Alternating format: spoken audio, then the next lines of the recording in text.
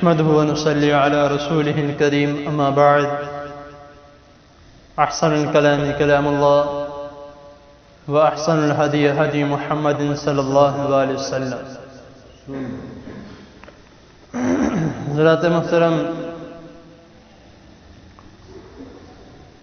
اللہ تعالیٰ کی توفیق سے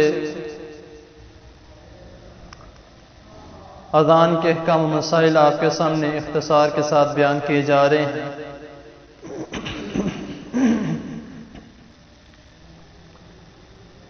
اللہ تعالیٰ کا جتنا شکریہ ادا کیا جائے کم ہے کہ جتنے بھی میں نے مسائل آپ کے سامنے بیان کیے ہیں، الحمدللہ ثم الحمدللہ، اللہ تعالیٰ نے روز کوئی نہ کوئی نئی بات، نیا حکم یا نئی رہنمائی کے بارے میں اللہ تعالیٰ نے علم دیا. اور جو اللہ تعالیٰ میرے قاری صاحب کے ذریعے جو مجھے علم دے رہے ہیں تو وہ میں آپ کے سامنے مختصر بیان کر رہا ہوں. تو اللہ تعالیٰ کے حضور دعا گو ہوں کہ اللہ تعالیٰ جو میں سنا رہا ہوں اور جو آپ سن رہے ہیں، اللہ مجھے بھی اور آپ کو بھی اس پر عمل کرنے کی توفیق عطا فرمائے. بہت سے ایسے مسائل ہیں جن کے بارے میں آپ کو پہلے علم بھی تھا، اور کچھ ایسے مسائل تھے جس کے بارے میں مجھے بھی نہیں پتا تھا اور آپ کو بھی نہیں پتا. لیکن کبھی بھی ہمیں اس طرح نہیں کرنا چاہیے کہ جس مسائل کے بارے میں ہم علم ہوں وہ بغیر سنے وہاں سے چلے جائیں کہ اس کے بارے میں ہمیں پتا ہے. بہت سے حضرات معذرت کے ساتھ اسی طرح کرتے ہیں کہ اگر کسی مسئلے کے بارے میں علم ہو تو اس محفل سے یا جو مجلس ہے اس سے اٹھ کے چلے جاتے ہیں کہ اس کے بارے میں مجھے پتا ہے تو کیا ضرورت ہے سننے کے لیے. تو ہو سکتا ہے تو جو کچھ چند باتیں ایسی بھی بیچ میں ہو جائیں جو اس کو پتا نہ ہو تو اس کے لیے تو گھاٹے کا سودا ہے. تو اسی لیے کوشش کرنی چاہیے جس طرح روز ہمیں زندہ رہنے کے لیے اپنے جسم کو تر و تازہ رکھنے کے لیے کھانے پینے کی ضرورت ہے، اسی طرح ہماری روح کی غذا جو ہے وہ دین ہے، وہ علم ہے. تو اسی لیے کوشش کرنی چاہیے کہ جتنا ہو سکے ہم اپنے جسم کو تو تر و تازہ رکھتے ہیں تو اپنی روح کو بھی تر و تازہ رکھیں تو اس میں بہترین مزہ. تو آج کا جو ہمارا سبق ہے وہ یہ ہے کہ جس طرح میں نے آپ کے سامنے چند دن پہلے بیان کیا تھا کہ نبی کریم صلی اللہ علیہ وسلم نے فرمایا کہ جب تم اذان سنو، اذان کا مکمل جواب دو، مکمل جواب دینے کے بعد درود شریف پڑھو، پھر جو اذان کے بعد کی دعا ہے اللہم رب ھذہ الدعوۃ التامہ، یہ مکمل پڑھو.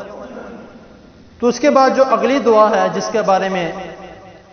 حضرت سعد بن ابی وقاص رضی اللہ تعالی عنہ بیان کرتے ہیں، مسند احمد کی صحیح حدیث ہے، حدیث نمبر 1287 میں، کہ نبی کریم صلی اللہ علیہ وسلم ہمیں سبق دیتے تھے، ہمیں فرماتے تھے کہ اذان سنو، اذان سننے کے بعد یہ دعا پڑھو جو میں نے ابھی بتائی، درود شریف، پھر اس کے بعد اللہم رب ھذہ الدعوۃ التامہ، یہ دعا مکمل پڑھ کے اس کے بعد یہ دعا پڑھا کرو. کون سی دعا ہے؟ وَأَنَا أَشْهَدُ أَن لَّا إِلَٰهَ إِلَّا اللَّهُ وَحْدَهُ لَا شَرِيكَ لَهُ وَأَنَّ مُحَمَّدًا عَبْدُهُ وَرَسُولُهُ. پھر رَضِيتُ بِاللَّهِ رَبًّا وَبِمُحَمَّدٍ رَسُولًا وَنَبِيًّا وَبِالْإِسْلَامِ دِينًا. اس کا مطلب کیا ہے کہ اس کے بعد وَأَنَا أَشْهَدُ أَن لَّا إِلَٰهَ، اس کے بارے میں سب کو پتا ہے کہ میں گواہی دیتا ہوں کہ اللہ کے علاوہ کوئی عبادت کے لائق نہیں،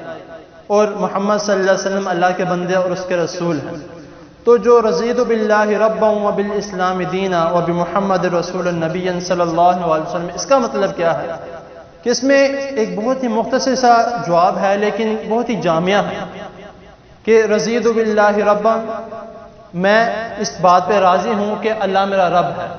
وبالاسلام دینا، اور میں اس بات پہ بھی راضی ہوں کہ میرا اسلام جو میرا دین ہے وہ اسلام ہے، اور میں اس بات پہ بھی راضی ہوں وبمحمد رسول النبی صلی اللہ علیہ وسلم کہ محمد صلی اللہ علیہ وسلم رسول اور نبی ہے اور ہدایت کا ذریعہ. تو مختصر سی دعا ہے لیکن بہت ہی جامع دعا ہے. اس راضی ہونے کے درمیان بیچ میں سب کچھ آ جاتا ہے کہ انسان کون سا عمل کر رہا ہے، کس طرح کا عمل کرتا ہے، کس کو فالو کرتا ہے، کس کو اپنا رائل ماڈل بنایا ہوا ہے، سب کچھ اس کے درمیان بیچ میں آ جاتا ہے۔ تو اس کے بعد ابھی ادھر مکمل نہیں ہوا، اس کے بعد اس حدیث میں سعد بن ابی وقاص رضی اللہ تعالیٰ عنہ بیان کر رہے ہیں کہ ہم نے یہ بھی سنا کہ رسول اللہ صلی اللہ علیہ وسلم نے فرمایا کہ جو شخص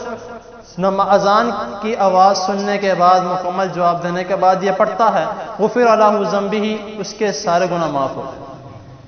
چھوٹی سی دعا ہے اور اتنا بڑا پیکج ہے، کوشش کرنی چاہیے اس کو اویل کریں۔ تو اللہ تعالیٰ کے حضور دعا ہے اللہ تعالیٰ ہمیں اذان کے بعد اذان کا مکمل جواب دینے کی توفیق عطا فرمائے، اور اذان کے بعد مختصر سی جو دعائیں ہیں وہ پڑھنے کی اللہ تعالیٰ ہمیں توفیق عطا فرمائے۔ جزاکم اللہ۔